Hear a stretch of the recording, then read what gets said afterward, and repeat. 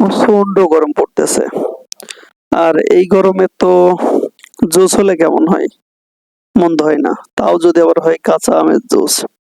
হ্যাঁ, আজকে ঝিনাইদহের ঐতিহ্যবাহী একটি জুসের দোকান দেখাবো আপনাদেরকে। Al Amin juice corner, proprietor Mohammad Shamsul ইসলাম।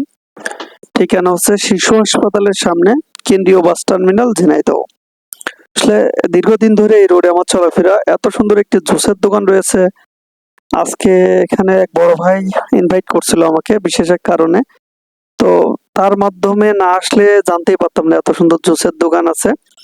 এখানে অনেক প্রকার জুস পাওয়া যায়। আমি অর্ডার দিলাম আমের জুস, আর কি ভাই খেলো বেলের জুস। তরমুজের জুস আছে, লাচ্ছি আছে, তারপরে আপনার লেবুর জুস আছে। যাক, দামটাও একটু বলে রাখি, আমের জুস 50 টাকা গ্লাস, গ্লাসটা অনেক বড়। বেল 30 টাকা, তরমুজ 30 টাকা, লেবু জুস 20 টাকা, লাচ্ছি মেবি 30 টাকা।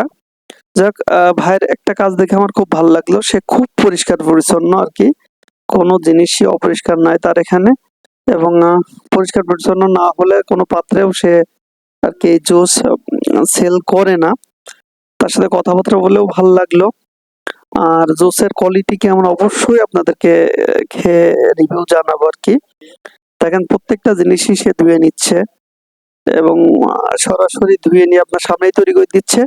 আর একটা বড় ব্যাপার হচ্ছে ভেজাল কোনো জিনিস নাই, একদম ফ্রেশ। যে ফলে জুসই তৈরি করুক না কেন, আপনার সামনে কেটে ফ্রেশ ফল দিয়ে তৈরি করবে। এবং তার কাছে ফলগুলো তরতাজা আর কি। সংগ্রহটা মোটামুটি খুবই ভালো লাগলো আমার কাছে।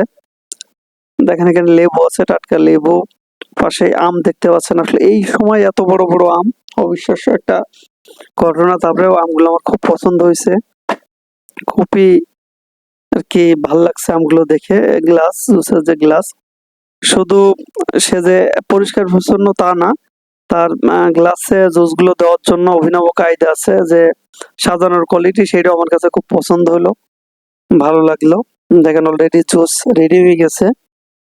তো গ্লাস দুটি দেখেই খুব ভালো লাগলো, অসাধারণ, সাজানোটাও ভালো লাগলো। এখন খেয়ে রিভিউ দিব আপনাদেরকে। দেখেন তো খুবই ভালো লাগছে, কালারটাও তো সেই হয়েছে। খাচ্ছি, জুসটি অলরেডি মুখে নিয়েছি, খুবই সুস্বাদু এবং গুণগত মানও ভালো, আমার খুব পছন্দ হয়েছে।